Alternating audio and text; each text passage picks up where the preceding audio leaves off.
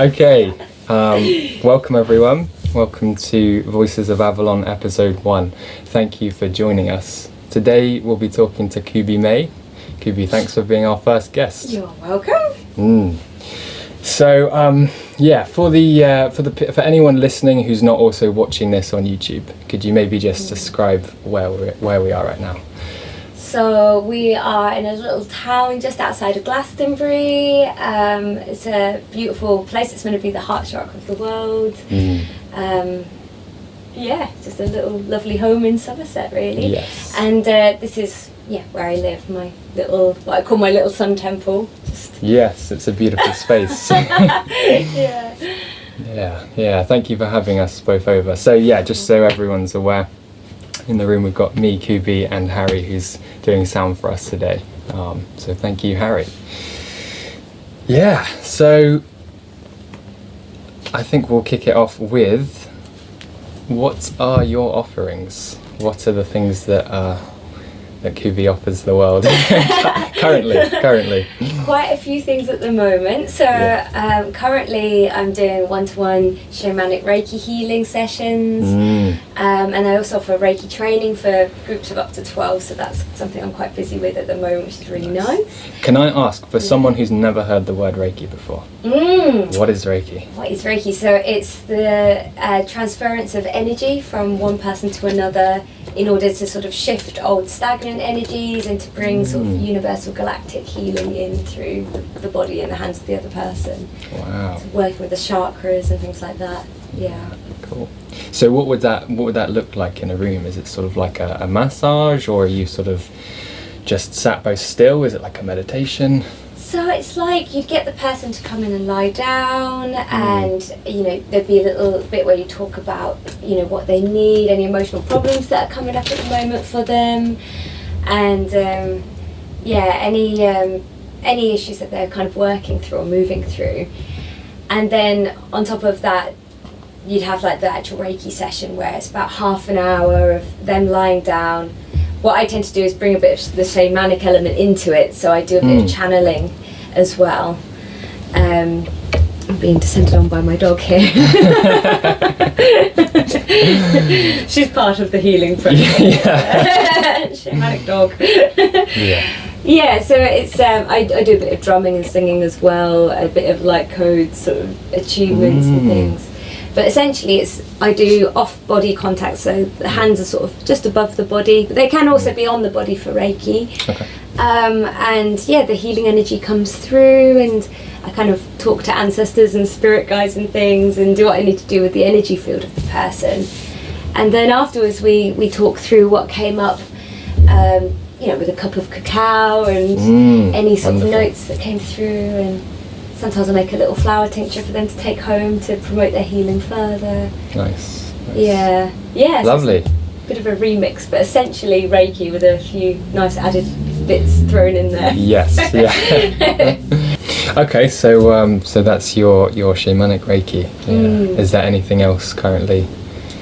Yes, I do. My main background is trained as a creative therapist, so I went self-employed with that this year, and part of what I offer is a one-to-one session, sort of doing creative therapy, kind of like normal therapeutic, like talking therapy, but with art, so you explore the emotions through that. And then I also do a group in Glastonbury, Tuesday nights and Monday days, where I get everyone together, so up to 12 people. Anyone can come along to this to explore an emotion as art, and then we'll talk about that and find the hidden symbology and the meaning in it.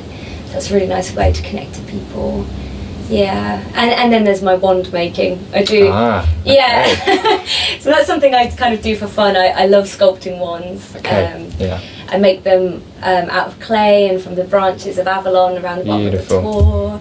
And I've just launched an initiation workshop for people that want to make their own wands, and then I do like a day of initiation rites and ceremonies, and it's all good fun. Excellent. I guess we'll have some pictures up of these wands for anyone that wants to see them. Yeah. But I mean, do you use wands yourself? For any kind of ceremony or magical? Yeah, rituals? it's a question that gets commonly asked, like, what are wands actually for? Like, you're not going to actually zap someone with it, like in Harry Potter, obviously. Could we have a little duel? Or tend to use them when we're making sort of protective circles, so if we're casting a circle, I'll do it with that. Lovely, yeah. But I think wands really are a sort of a declaration of a new era, so it's almost like a rite of passage thing to have, in the same way that when you're going into healing you might make your shamanic drum. Yes. The wand can actually be another, not just a tool to that you use, but just a moment with yourself to say, actually I'm stepping into the path of healing. And this is, you know, a moment that it's an item that sort of declares that to yourself and the world of spirit, I suppose. Yeah. Yes, I know people talk about birthing their drum, and it's quite a sort of arduous process. Oh my goodness, yes, it really is. Yeah. Can it be with the wand at all, or is that a gentler? It's funny because especially when it's personalised, and if you're making it for yourself, you come up with lots of little tests, like the clay will crack in the oven or whatever, and part of the initiation ceremonies and rites are about, you know, digging a bit deeper, like what are you trying to step into, what kind of a healer are you going to be, what do you need to let go of. You know, we do a release ritual with the fire before we even step through the Avalon arches of the apple orchards. So what do you want to leave behind in this world before you step onto your path as a healer and a wand owner? Beautiful. Yeah. Okay. Yeah, so we've got Shamanic Reiki, we've got the wands, and we've got the art therapy. Yes. And I know there's one more because I've been to it. The Soul Alchemy workshop. Yes. Do you want to tries at the moment? So the Soul Alchemy workshop is something I do on the first Thursday of every month in the Goddess House for anyone that wants to come along, all genders. And really, it's an opportunity for the community to come together, to collectively explore any kind of shadow work that's coming up for them, any issues that they're having emotionally, and again to cast it into the fire.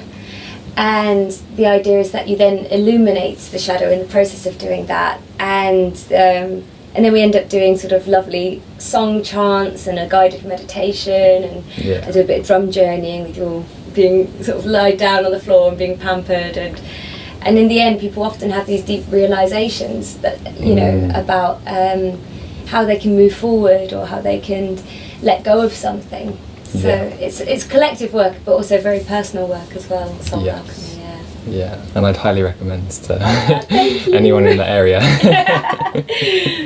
Thank you very much. Yeah. I feel like we could probably talk quite a lot about whatever it was, 4 or 5 of those things. But I think we've got a few questions to get through. So you mentioned the I didn't actually say there are a few dogs with us in the room today. Right, do you want to come back? Come on. When you were talking about the Soul Alchemy nights, you said it's open to all genders, and it's just reminded me, I was going to ask you, have you ever done any kind of women's only or men's only, or considered, or? I have in the past, but I tend to mix it all up, really. I'm really about promoting the masculine and the feminine entwining. So I'm really about, you know, I think a beautiful part of Glastonbury is the goddess movement, and it's kind of well known for that, but I kind of want to bring it more to a central place where the women are rising to meet, you know, their brothers, and we're working together as a tribe rather than, you know, one over here and the other gender over here. Women are rising to meet their brothers. That's nice. Or both rising to meet each other. Men rising to meet their and seeing that sort of rising to sort of meet each other in equality. I think really, rather than doing things in their own separate little pods. I kind of feel like that time's passing a bit now, and it's about coming back together. And obviously, you know, there's a lot of people that don't fit into either of those categories, and so if everything is one or the other, then where's the? I suppose I must say, because is it the Goddess House that you do that? When I'd never been in there before, and when I got to the door, I was thinking, am I meant to be here? Am I allowed in here? That's why I have to put all genders welcome on that place. So I'm like, this is Goddess only. House, No, it's welcome to all, absolutely. Excellent. Okay. So we might have touched on it a little bit already, but why do you call? I mean, I suppose I'm thinking about like the Reiki, for example. Why do you call your work shamanic? Because I know there's Reiki, and there's angelic Reiki, and obviously you call yours shamanic Reiki. Reiki, yeah. Yeah, I suppose if you sort of look at the definition of shamanic work, which is to create an altered state of consciousness through trance in order to access spiritual realms and commune with the spirit world, and then bring the healing and knowledge that's needed back for the individual or for the community. Yeah, that's exactly like how I would describe the work that I do. Okay. So that's why I call it shamanic Reiki. It's that channeling element of it. Yeah. So I do that through a number of ways, whether it's through drumming or chanting or meditation, sort of light code transmission, working with flower tinctures. Yeah, a lot of it's about inducing sort of a trance-like state to. Is that for, in terms of the Reiki, is that for you the trance-like state, or is it both of you? It's a bit of both. It's a bit of both, because drumming naturally lulls the human mind into sort of a theta brainwave, which is more the trance-like state. Yeah. Okay. Yeah. How did you come to this path and this work? Oh, that's a good question. And it's a really hard one to pinpoint, because I don't know if anyone ever knows really when they truly begin that journey. Right. But, I mean, I suppose I was always a bit of a weird child. Wouldn't have guessed. I was always in a trance-like state. I was always zoning out and going off into other little worlds in my head. And from a very young age, I really sort of had this strong feeling of homesickness. Like I was from a different galaxy, and I was just visiting Earth to do a little spiritual mission, and then I'd go back home to my home planet. So I think I've always felt a bit I've always been exploring spirit, even from a very young age. I was always chatting to elementals in the garden and making little flower potions. And I was lucky to have a dad who had a big library of esoteric books that I could read and explore. I sort of had an introduction quite young to the world of spirit. But then as I got older, as a teenager, I went travelling very young, and started to explore ritual in sort of hill tribes and working directly with indigenous peoples. And whereabouts so? In Australia and Thailand. So both of those places I've kind of worked closely with the culture there, and kind of got used to the ways of the land, and was taught about how nature is entwined with ritual and man's spirit. So I was incredibly privileged to have those opportunities so young. And then when I did my Reiki training at 18, which is a long time ago now, because I'm 33 now. So I've had a long kind of run of exploring spirituality. And of course, life itself has been very humbling in, the experience of such an attention seeker. Roy's one of my greatest teachers, actually. Yes, I expect so. Teach you how to play and not take things seriously, like we're trying to film things. But yeah, I mean, life has been a whole succession of different teachers coming onto my path. And beautiful. So it did, so I suppose you were brought up with your dad, you said, was interested in spiritual ideas, and was it him who took you travelling to these places, Thailand, Australia? No, I sort of did all that independently when I turned 18, and as soon as I could fly the nest, I was like, right, I'm off adventuring. I want to see what this is all about. And then I suppose also my university degree as well.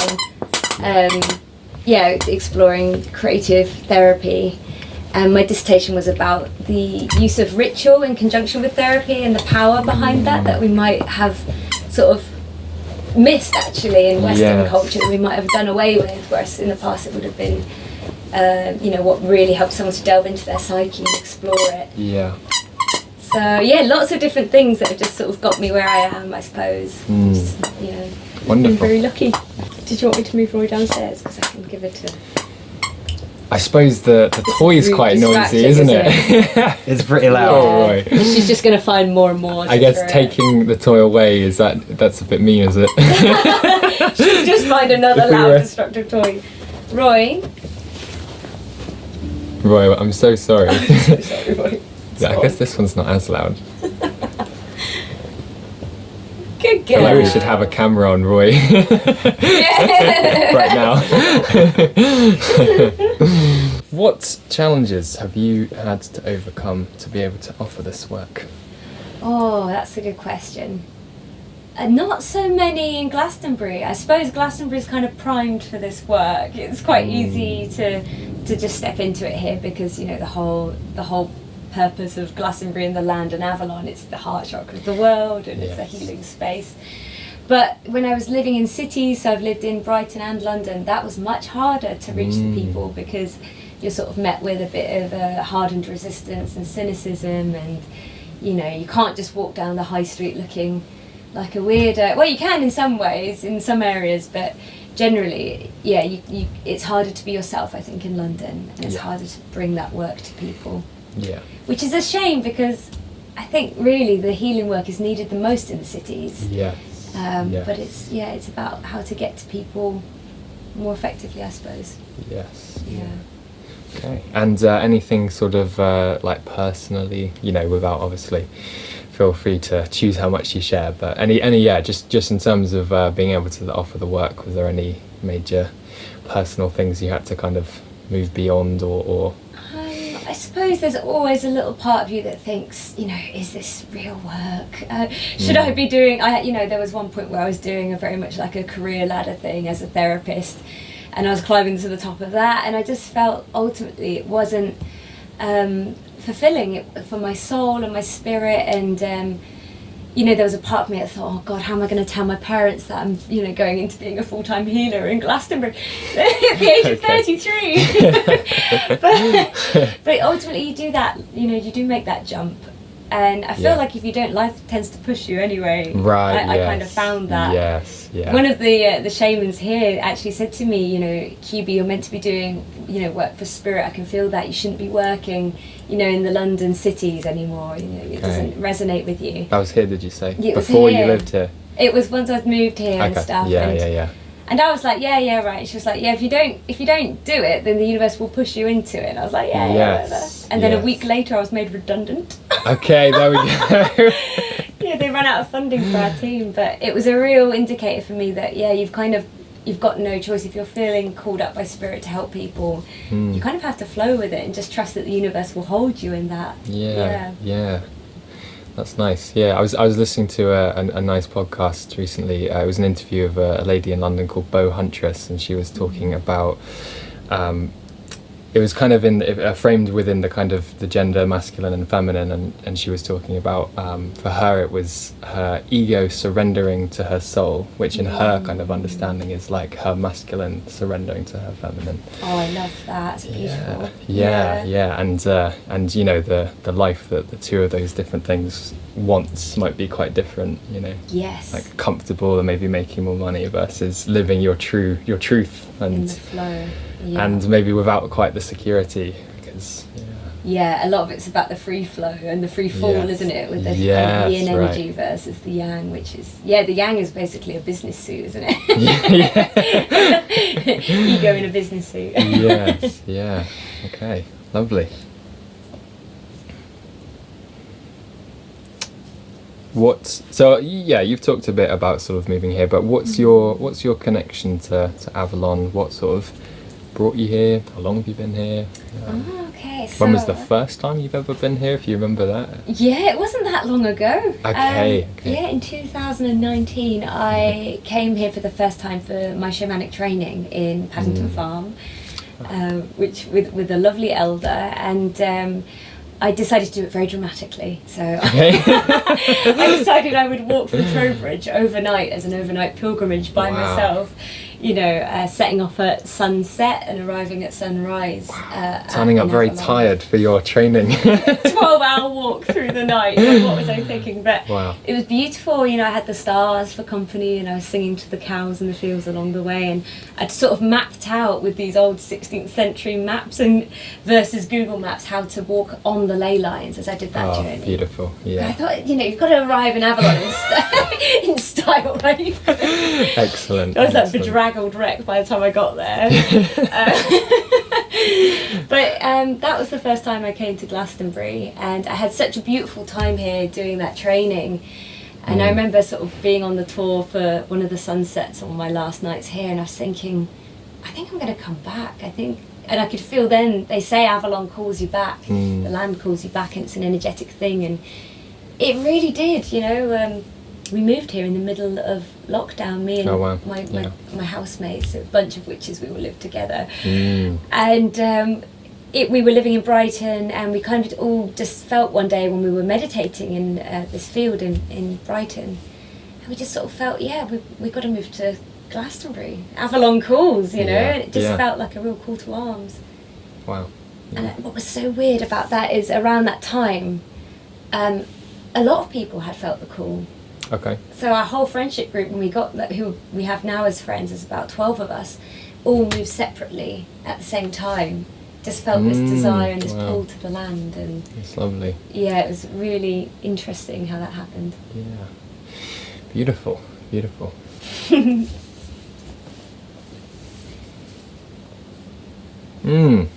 Fun one.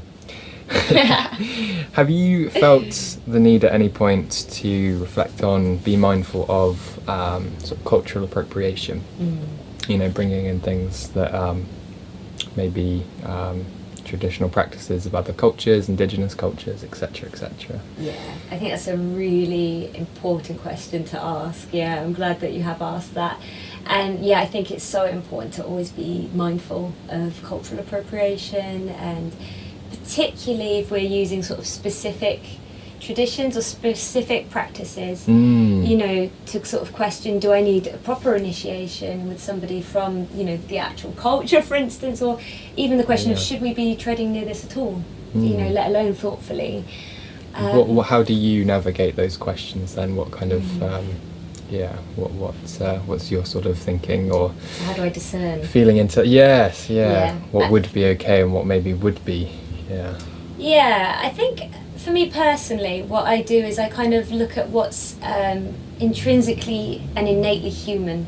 So things like using a drum, or chanting and singing, or working with crystals, or the art of foraging for medicinal plants and flower tinctures. Those are practices that are found globally everywhere. It's sort of within us, innate knowledge and wisdom that's carried in the heart of man. And for me, I think those things are okay, because it's almost the work of spirit. It's almost beyond culture. It's something that's channeled just through us directly from source, or directly from nature. So for me, I think those are the things that I feel aligned with. Whereas things that are perhaps more specific to a culture, I would tend to just honour and respect by, you know, not being so involved with. Excellent.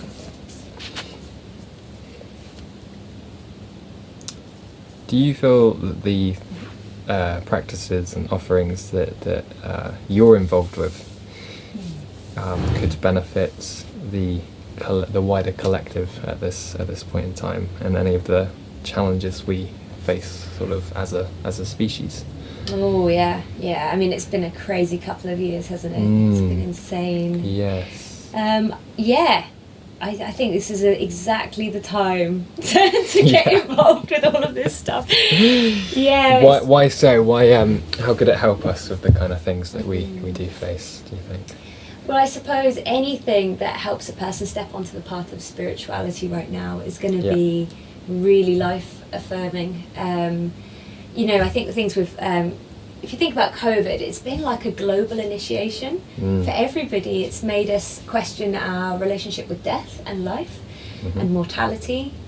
It's humbled us before nature and the power of things that can just suddenly take off and happen. Wow. You know, regardless of which narrative we believe, you know, there's something big and it's beyond us, and that's a humbling thing, which sometimes is enough to jolt people onto a spiritual path. So I do think people are going through a bit of a metamorphosis anyway. Okay. You know, I know when I got COVID, I immediately relabeled it as bat medicine. And I thought I'm gonna use this as an opportunity to journey with whatever has come into my system. I'm not gonna resist it. I'm gonna invite it in. I'm going to welcome the concept of death to my door, because it's potentially here, and I'm going to just sit with it and see what I can learn from it. And what ultimately I learnt from it was a deeper sense of presence, because you can't do anything for, that whole time. Yeah. You're stuck with your mind and yourself. And for me, that brought me a bit closer to spirit. So there was some sort of hidden magic there within the old bat medicine. And I think, for me, things like Reiki, shamanic work, and I do one-to-one sort of spiritual coaching as well, people that are just asking questions and wanting to know how to bring spirit more into their life. Yes. So all of these things are so vital right now, because people are questioning. They're questioning, what is my purpose as a human being now that I'm alive? We're seeing a lot of headlines about people leaving jobs or some, mass resignations and things at the moment. I haven't really read them, but it's interesting, isn't it? Yeah, people are stepping into their true calling of spirit, and that is quite revolutionary, Yeah. If there is to be a silver lining found within it all, it's probably that. So you talked about purpose. Yeah. And that people are feeling a calling and they're perceiving a purpose that they're stepping into. And is that, do you feel like that's something that is sort of destined to us as we come into this life? Or do you feel it is up to us to kind of choose that?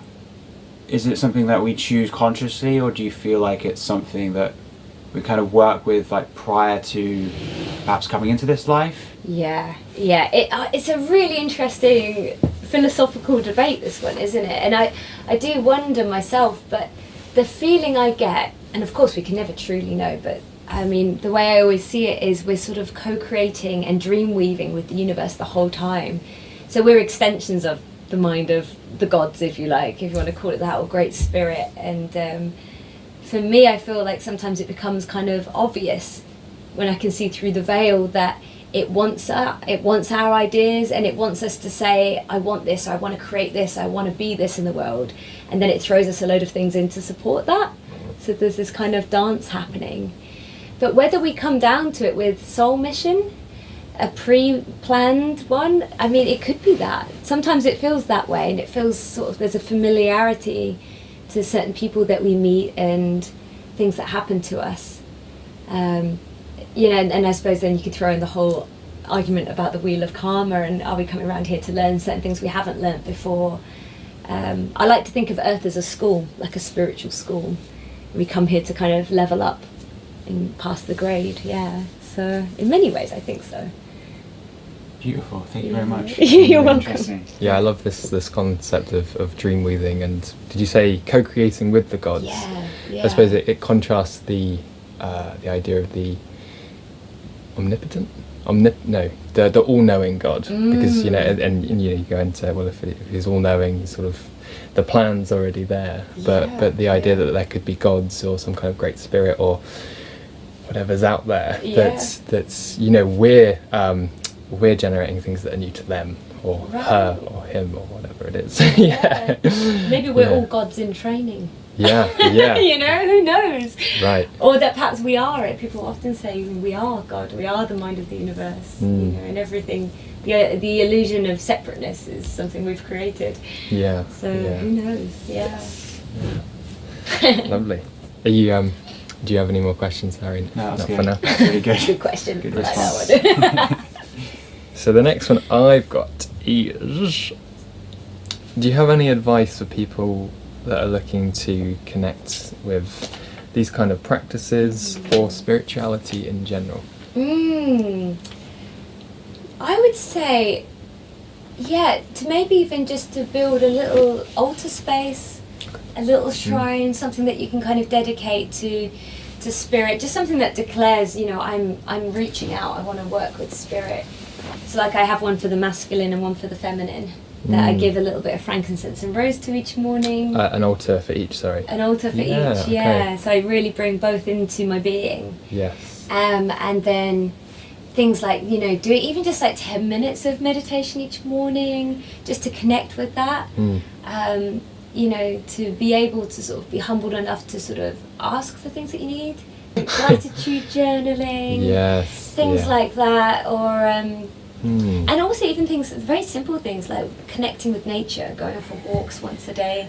Because I really feel spirit speaks strongly through nature, you know, when we want to connect and when we can appreciate the nature that's around us. Yeah. Something seems to spark up in the soul then. But yeah, there's lots of tiny little practices that can really foster a spiritual life, I think. Yeah. You know. And ultimately, I think it's just about being a really a decent human, you know, doing... Okay. Yeah, having a life morality of and morality. ethics comes into it. Yeah, trying to do the right thing, be helpful to other people. Yeah. And try and be conscientious. I think that's a really important one, especially at this time in history. Conscientious. Yeah. Nice. Yeah, I like that you talked initially about altar spaces. It's interesting that the first thing you talked about was actually creating like something physical in your space.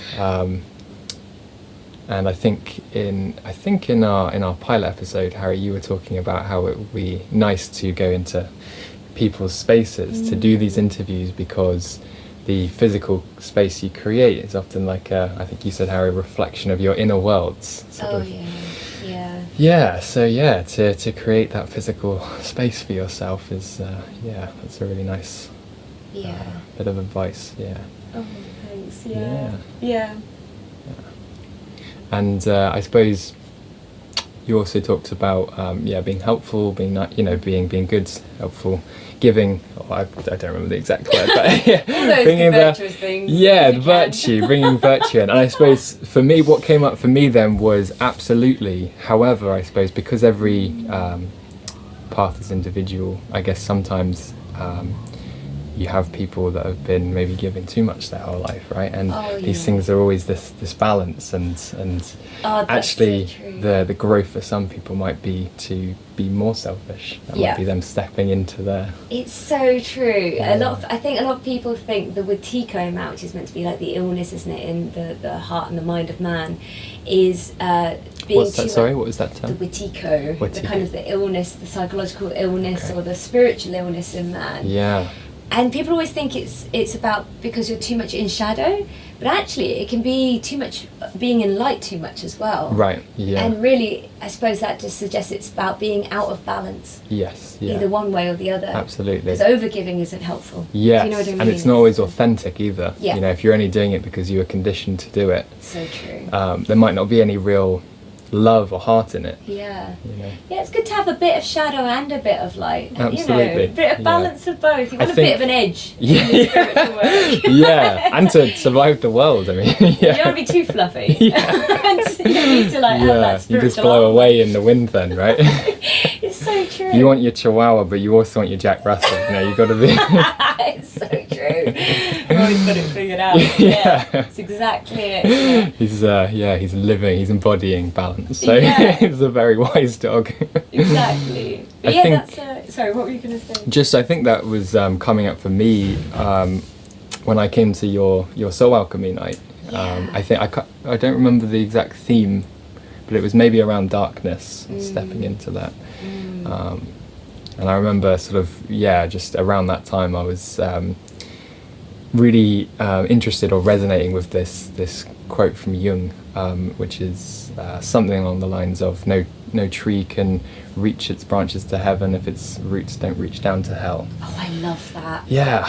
That is one of my favourite quotes. Yeah, I saw that you shared it since then, actually. Yeah. I forgot about it when you said it. I was like, oh, that's such a good one, isn't it? Yeah, I'm probably not quite. I'm probably misquoting it a little bit, but it's exactly it, isn't it? You know. Yeah. And that's a big part of working as a healer, particularly I think, is you have to know the map to the underworld. You have to have gone through it yourself, really, to know what it feels like for other people to have suffered, for other people to be struggling. Yeah. You know, part of it is really allowing that, in, you know, having the ability to walk through it yourself. With the idea that you can then bring them back to the light.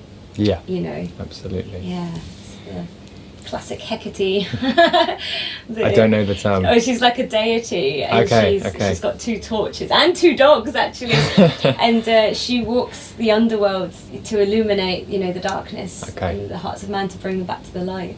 Beautiful. Yeah. Yes. Yeah.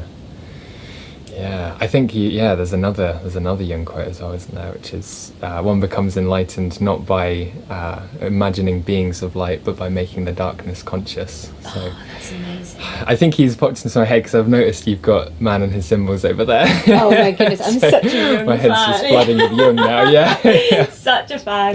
Yes, Yeah. me too. Yeah. Yeah, he's got some great books, hasn't he? Yeah, I didn't realise he was so into astrology. Like mapping out loads of historical events, and it's yeah. I think there's something about having a sort of respected, psychoanalyst, a doctor, someone who's very on the academic path, bringing these ideas in and giving it some gravitas. Because some people need that kind of that scientific validity to things, and but yeah. So. Yeah, he's a legend. Yeah. A westernized shaman, maybe, something like that. Yeah, in a suit and glasses. You never suspect it, but zany Swiss soul man. Yeah. Cool. Yeah. So yeah, that was the advice for people. Just still going over that one. Okay, so creating maybe a space for yourself, alter space, etc. Talked about meditation. Yeah. Could you say a little more about that? What does sort of meditation allow for, or how does it help to on the road to or connecting with these things? I mean, first off, I'm going to just state openly that I'm rubbish at meditating. Okay. I can't concentrate for very long at all, but I can do 10 minutes every morning, and for me that's enough. Yeah. Because it brings the self into presence, and when you're present with the moment, I think that's when the magic starts flowing through you. That's when you're there before the throne of the gods themselves. You've arrived. You're starting the day right, and you're saying, right, I'm going to be your spiritual warrior. Where do you want me? Where do you want me? What's my assignment for the day? That's how you hear it, I suppose, when you clear the mind and you just drop into the present moment. And it doesn't need to be hours, it doesn't need to be up a mountain. Really? It doesn't need to, it can just be that little moment every morning of starting the day right. So just that, and just trying to clear the mind. I often find that's quite hard to do in of itself, so I tend to imagine breathing in the gold dust of the universe. And beautiful. Just noticing that it's slightly warmer when I breathe out because it's travelled through the heat of the body. Yes. And just being aware of that brings me into the moment. Yeah. Very nice. Very nice. Cool. Well, I've reached the end of my questions. So I don't know if you have any other thoughts or anything else you want to add to any other things we've already looked at. I can't think of anything. They're all such good questions. Yeah. Good. Phew. I think you've talked about plant tinctures. So I just thought, could we look at your kind of connection with or work with plants at all? Yeah, so that came very naturally during the first lockdown. Me and my friends just decided to spend a lot of time hiking all day out in nature and things, and we started to explore natural medicine, herbalism, just bought loads of books. We just began to study together as a group of friends, which is lovely. A lot of the way that I forage is, I haven't learned, it's very innate. I'm doing a herbalism diploma at the moment, so I'm actually learning the right way to do things. Yeah. But also tying it in with what just came through me naturally. And what came through me naturally was to sing to the plants. So before I forage them, as in, like, when you find one, you'll sing to it, or you'll just sort of stand outside and sing and then go looking, or and all the neighbours look at you and they think, oh, she's at it again, this blooming weirdo. No, I tend to go out into the woods, and then if I find it, or I feel called to a plant, or sometimes I'll just set an intention, like I want to find a plant that's for this emotional problem or for this physical problem, and I'll go to the woods and I'll just feel drawn to a plant. And what I do is I normally bring my shamanic drum, and I'll drum and I'll sing to the plant. And then what I find is I start going into sort of light language, and it's almost as though you're channeling the song of the plant. It's got like a song that gets transmitted over, that's the word. so I have like a relationship with the plant from that moment, and I ask it permission to pick it. I normally do it on like a full moon at sundown, so when all the energies are really vamped up in it. And then we're blessed because we've got the Avalon spring water to brew them in. Okay, you sort of you heat them, simmer them, and not when you say brew them, just leave them in the water. Yeah, so I do sort of a half and half tincture. So I do half spring water and then half spirit. Yeah. Interesting that it's called spirit. Yes. The extraction of the flower spirit. For sure. Yeah. And then you just tend to leave it corked or jarred for a month, and then it develops a colour, and that's kind of when you know it's ready to be strained. Okay. Nice. Yeah, there's lots of different ways of doing it. There's lots of technical ways of doing it, but that was my innate feeling of how to do it. If I was sitting with my spirit, what my spirit told me to do. Excellent. And what was weird is I would get back and I would Google what the properties of the plant were in flower essences as well and things like that. And often, you're right. You feel like that it's actually for that emotion. Okay, right. So it's weird. It's something that I think we have a very symbiotic relationship with the plant kingdom. Yes. Yeah, they really are our allies. And what kind of thing could that be then? Like, so you say emotions, so like anything, sadness, anger, sort of. Anything at all. And it's generally things you're maybe struggling with that you want to kind of heal, or is it ever like inspiration or creativity? Is it? Yeah. Like all of the above. The plants tend to look like the emotions that they heal. Okay, so like lavender, very calming and soothing. It's good for relieving anxiety. Whereas you've got things like marigold or sunflower, it's good for bringing the energy up and lifting people out of depression. Sort of rose, very good for healing heart breakups. So there's lots of different things, and it's kind of obvious when you look at the colour or even the shape or the feeling that comes with the plant. Maybe to you, Kubi. I'm not sure. I thought everyone had this.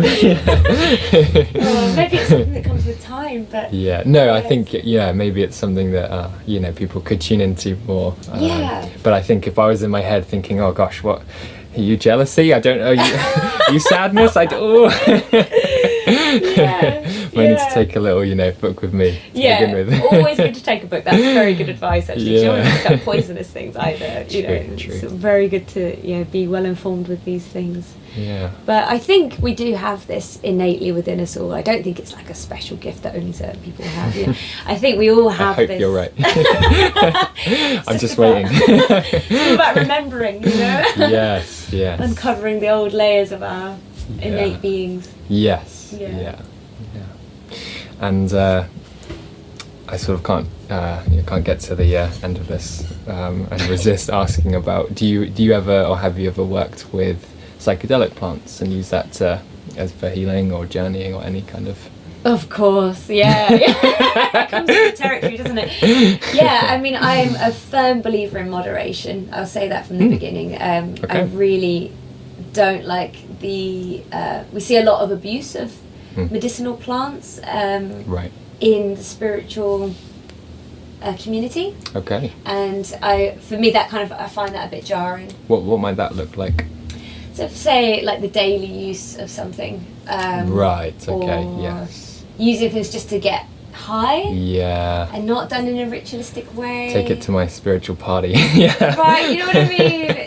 For raves and things. Yes. And whilst there may be a place for that, for me personally, it makes me kind of recoil in horror slightly for the plant kingdom.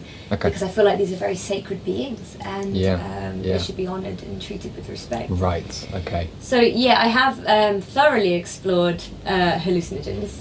I've really, as part of walking the underworld, I took it upon myself as an initiation to really delve into that. And if I get really stuck in my own shadow work, sometimes it happens, as healers we go through waves as well, where sometimes we need to pull back from healing work and heal ourselves and go back to shadow work. Right, sometimes I'll do a little journey with one of the magic plants then, but... Is there any particularly that you've connected with, or have you just engaged with a a wide array. So, oh gosh, they're all wonderful in their own rights, but ayahuasca is one that particularly helped me move through a lot of spiritual hurdles for me. That was a real acceleration on my journey. She really helped me at a time where I was completely lost and flailing in the abyss, and put me back on a trajectory that was completely heart-centered and spirit-centered. So Wow. I have lots of gratitude for ayahuasca, that beautiful mother, Do you sort of just allow the universe to flow as it does and then take it as it comes and then seize that opportunity to dive into the unknown? Exactly. Yeah, exactly. I think the one thing I have learned, particularly from journeying with plants actually, is the nature, the fabric of the universe is creation and then destruction. And that's a constant dance that's happening in complete harmony with itself. And I feel like we almost replicate that. That's the very essence of ourselves, because we're part of that, the tapestry of that universe. And so, yeah, I think we all go through waves. I think healing isn't linear. It's very much an up and down wave, or perhaps even a spiral of things building up and then things dismantling. And I think when we start to accept that that's what our journey will look like, we sort of drop the ego's expectation of, being perfect or ever being completely fully whole or completely, enlightened. I think perhaps we never will achieve that state because it's not in our inherent beingness to be. But perhaps a state of bliss comes from just accepting that we are both the collapse and the creation. We are that dance. And if we can step into that dance, into that flow, life works a lot easier, when we can take the lessons when they arrive and then enjoy the moments of joy when they come as well. Yeah. Thank you. You're welcome. I'd like to follow up. How would you, what advice would you give to people? What advice would you give to me? To help. To kind of help people to loosen their grip on that story, on that sense of self, on that attachment to enlightenment, on that path that people think they're on, but actually the deeper gnosis that is always there, that we always know. Yeah. How would you advise that? That's a really good question. And to be honest, I can't say I've mastered it myself. I think there's always a part of the ego that wants to control, and I don't think anyone's truly exempt from that feeling. It's ingrained in us, isn't it? To want everything to feel safe around us and to feel like we know the answers. And yeah, I definitely know that struggle myself.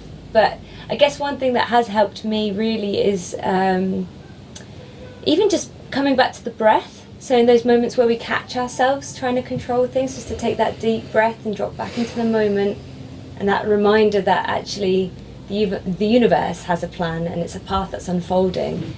And if we can just trust in that, even when it's all falling apart, like apart around us, those are the moments where it's really easy to want to scrabble and hold on to the sides. But maybe just to remind, those moments of reminding ourselves that it's okay to free fall, it's okay to trust the path.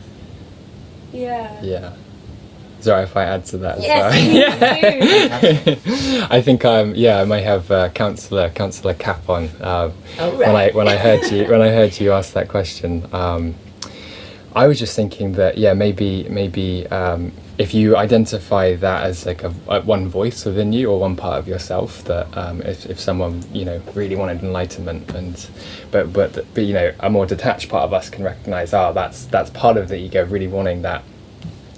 I think often casting out doesn't work, and it's about treating that part of ourselves very gently and being like, it's okay, you go kid, you really want enlightenment, and that's fine, bringing in a kind of compassionate voice to hold that other part of you, because I think when we try and there's this part of me that really wants to be like spiritual or maybe seen as spiritual, and I don't like that part of myself because it's ego and I want to get rid of it, and we push it away. It just creates schism and conflict, and actually just to hold that part of you as a part of you, as part of the totality of you, I think that sort of leads more to kind of integration, and that part of you being comfortable and okay and not needing to be so loud and active, and being like, okay, I'm cared for. I can sort of Yeah. shrink back into the whole, you know, rather than coming out very strong and dominant, like, no, I will be enlightened and I'll be seen for it, and I'll be super, you know, I'll get these spiritual powers and I will. It's sort of like, yeah, it's okay, that's fine. Yeah, we'll get there. It almost makes you wonder, doesn't it, if it's like, I often think how much of it's the inner child as well, you know, wanting that inner child that just wants to impress the parents. Yes. Of like, I'm really good, right? Exactly. Like, I'm and worthy. I think the response I'm describing is about parenting that in a kind, So, compassionate yeah. way, and maybe, you know, and maybe sometimes in a bit of a more stern way, like now, you know, Yeah. yes, you'll get, you know, we can do that, but actually this is time for you to shush and be patient, and Yeah. so you can, you know, but still with respect, you know, Yeah. not get out, you're awful, you know, Yeah, because always with compassion. Yes. Always with gentleness. yeah, because like you said, Harry, that gnosis, or that high, you know, that deeper knowing, or that kind of pure awareness, maybe, or whatever we want to call it, that's always there. So it's like, I suppose we don't need to worry about getting to that, and if we sort of keep all these little parts of us kind of well held and comfortable, this is kind of where I'm at with these things now anyway, sort of all these parts get, you know, compassionately held and not Integrated back in. Yeah. Yeah. Beautiful. yeah Beautiful. So you just talked about the inner child, like briefly, that came up.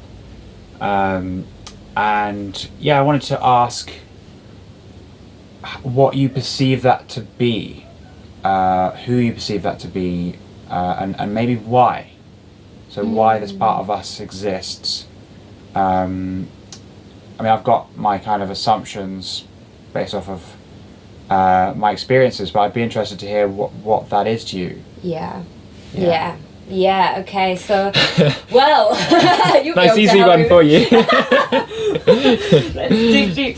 I suppose the inner child part of us that sort of pipes up sometimes is always going to exist because we were always children once. And, you know, as amazing as your parents can be, no one's given a manual. And so it's actually quite hard to know how to parent right. I think most people probably do get it a bit wrong, even with the best interests at heart for their children. And so there are always these little fragmented parts of ourselves and these wounds from that. But then on top of that, we're then shifted into a school system, which is also, you know, not so nurturing and is more about achieving and being the best and getting the grade, instead of just allowing the person to be and to explore from, you know, person-centered place. And then again, that shifts into university and then into career. So we have this kind of sort of fractured way of parenting that follows us all the way into our adulthood, and then we have to undo all that work. We have to do all the, you know, all the knots that society has kind of tied into us. So I think the inner child is it cries out for our attention. But also there's epigenetics and there's passed down trauma. So it's also worth noting that we're the first generation, really, especially in the West, that have had the opportunity to access therapy so easily, or the importance of talking about our feelings. You know, our parents, so our grandparents were the war generation, the keep calm, carry on, don't talk about your feelings. You know, my parents are a bit awkward when it comes to talking about feelings, and our generation, we've come through and suddenly we want to talk about our feelings, and we've unlocked a door. You know, we've unlocked a door for the first time in many, many generations where we can feel and we can talk about things and we're able to hold space for it in each other.